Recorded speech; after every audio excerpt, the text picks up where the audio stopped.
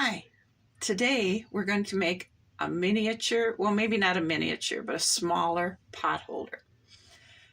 I have the normal size ones and I don't know about you, but sometimes they're just too much for the job. Like when I need to just lift the cover off the water bath canner in the fall, or the lid off the fried chicken, or... So I decided to take and make a pattern. Well, I took a rectangle because I was wondering what size, what shape would work for this. So I took and made a rectangle, and I took a piece of paper and I made it, copied this. That wasn't right. So then I cut the corners off and I made a piece of paper and I tried it out. It was a little difficult to do this on the paper, just a piece of scrap paper. So I copied this onto a piece of fabric, piece of scrap paper, piece of scrap fabric, to see if it worked. And this might just be the right size. So let's see what happens. So what we're going to use is, you can get this specific product that you use inside of pot holders. It's got, I don't know what it's called. I got this at Hobby Lobby. I got the first stuff I originally got at Walmart. I used it up. I was going to Hobby Lobby, so I got it there.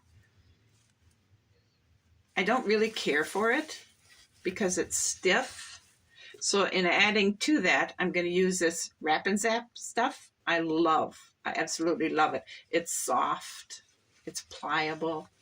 It's just wonderful. So we're going to put those two things inside, just to this stuff here to protect your hands. I don't see where it does any better than Wrap and Zap, but just to be careful, we're going to go ahead and put this in. And then I've selected these two fabrics. This, because it's cute, it's bright, it's happy, and by the time I get into canning in the fall and having to use the water bath canner, I need bright and happy. So this is going to fill that need. And then this will be on the back side. This will be on the front. And then we're going to use all cotton thread, because when you work in the kitchen for things for the kitchen or around heat, you want cotton, because, and this is all cotton. These products are all cotton. You want all cotton because you have less chance of it melting and catching on fire on you.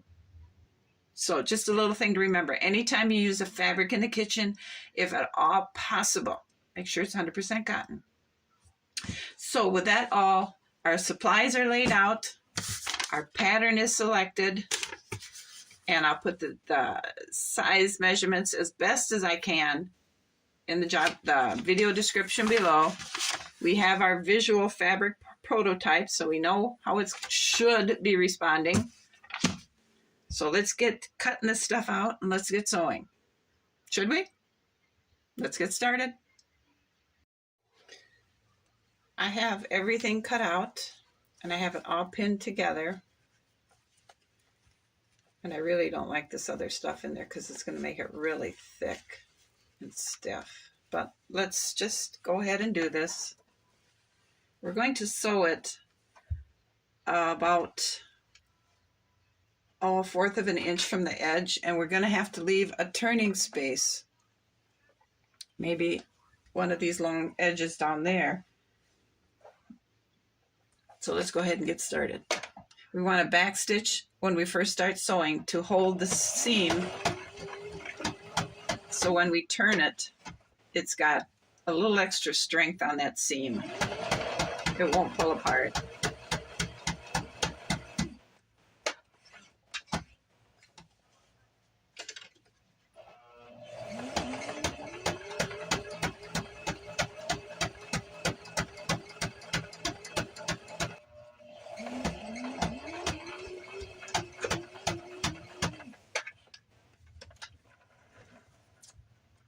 Now that we've sewn all the way around, we'll cut our strings off, remove our pins,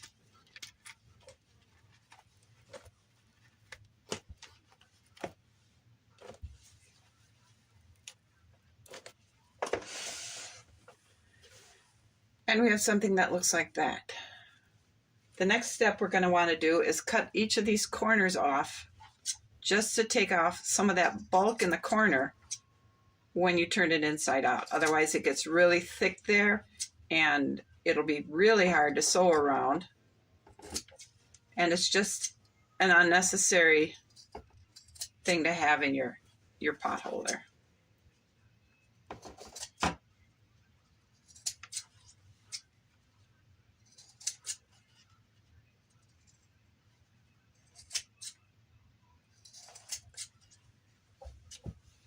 All right, got that done. Now we want to turn it inside out.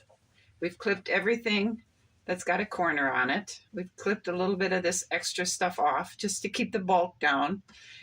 There are no curves, so we don't have to worry about clipping that.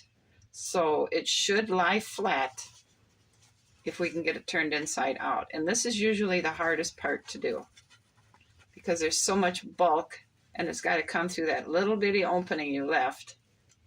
And being as the longest part is the sides, and there isn't that much long, so our turning opening is a little bit small. But once you get it started, it comes out pretty fast.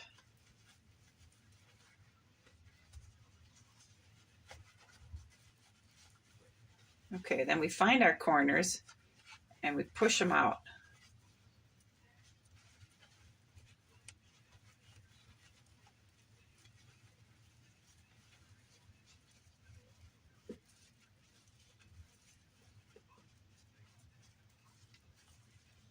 And we have our little pot holder. So what is about the size? Okay, we figure that's about the size of a canner top.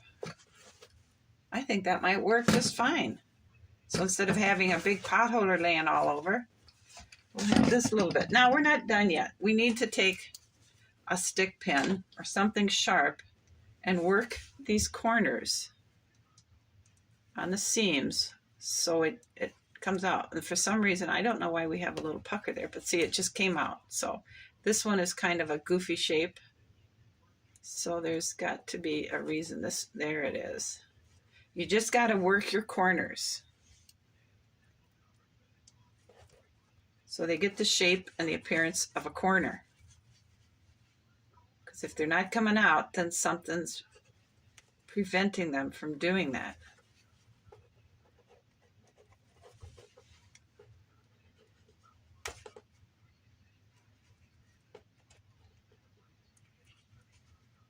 Okay, that looks pretty good.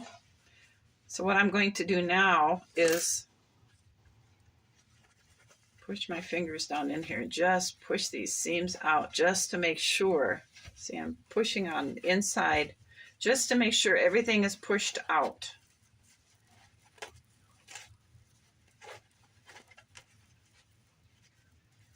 And it is.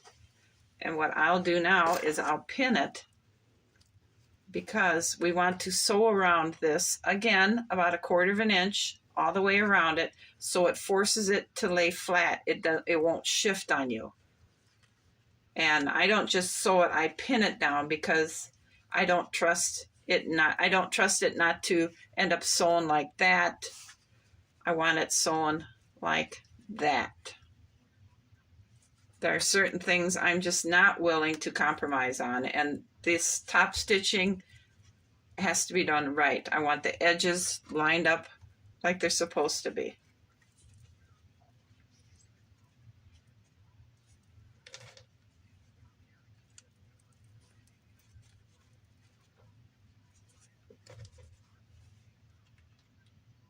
And maybe I'm the only one who finds this problem with my pot holders. Maybe all of you guys are okay with the size of your pot holders.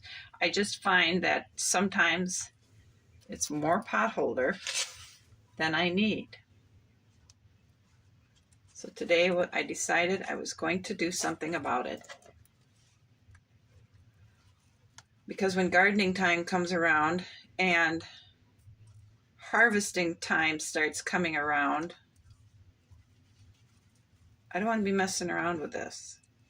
I want to have my supplies and my equipment all lined up and ready to go. So now we have it all pinned. And what we need to do is something with this. So that is usually the hardest part of the whole process. We need to fold all these raw edges in so it becomes a nice finished edge. And when we sew around the outside, that's what's going to hold that in. It'll give it the polished look that everybody else has. But you got to get it all tucked in.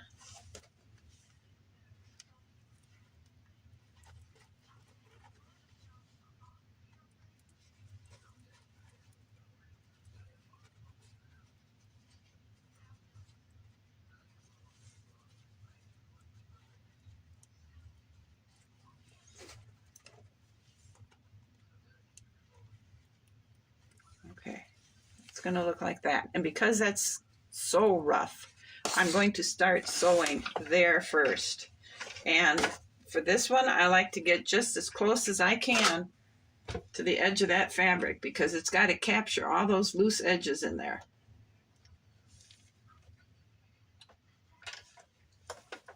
And I'm sure there would have been a pattern that you could buy in the store, but I like to create my own. And we'll back stitch at the beginning again, just to give extra support to that initial startup of the seam. Going slowly.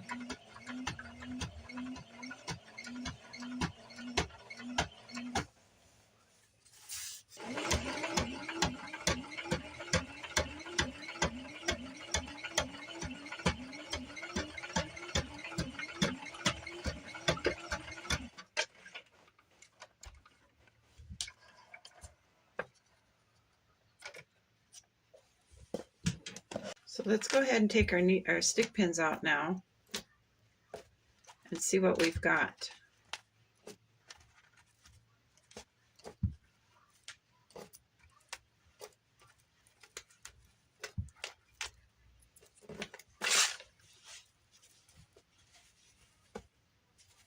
We have a little potholder that I will get, and see, I think it'll work just fine.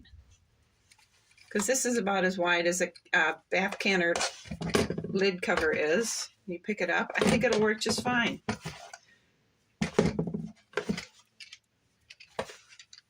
Let's try something bigger. It worked really good. Let's try something else. How about, let's try that. I think it'll work.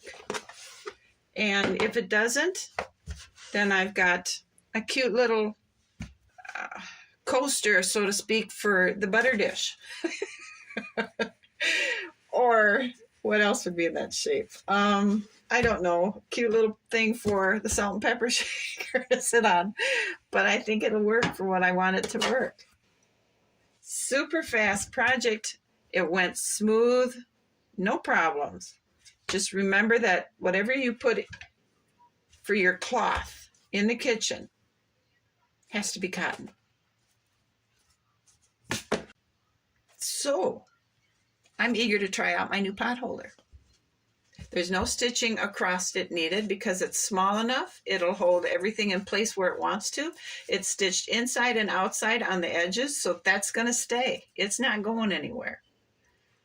And if it gets stained, chuck it in the washing machine, but let it air dry. Anything you make with Wrap and Zap stuffing, that soft stuffing I put in here, has to be air dried because you don't want the perfumes in it. Your pot holders should all be air dried because you don't want the perfume from your fabric softeners in this. Okay. You guys have a good day. Thank you for watching my little bitty project. I'll see you soon. Bye. All right. I tried to figure out how to explain the pattern I used for the pot holder. So how I'm going to explain it is this way. The original pot holder is 4.5 inches this way. It's 6 inches across. So then I went on this edge From here to here was 1 inch down. From here to here is 1 1/4 inches, and I drew a line. From here to here is 1 inch. From here to here is 1 1/4 inch, and I drew a line. From here to here is 1 1/4, and from here to here is 1 inch, and I drew a line. From here to here is 1 inch. From here to here is 1 1/4 inch, and I drew a line. With each of these measurements, I marked it, and I matched them up and drew the line. So that will give you that shape. It's 6 inches across, 4.5 inches down, 1 inch here, and make a mark. 1 1/4 inch here, make a mark, draw the line. 1 inch from here to here with a mark there. From here to here, 1 1/4 inch, make a mark and draw the line. From here to here is 1 1/4 inch, make a mark. From here to here is an inch, make a mark, draw your line. From here to here is an inch, make your mark. From here to here is 1 1/4 inch, make your mark, draw your line. It's the best way I can describe it, guys. I hope it helps, and good luck.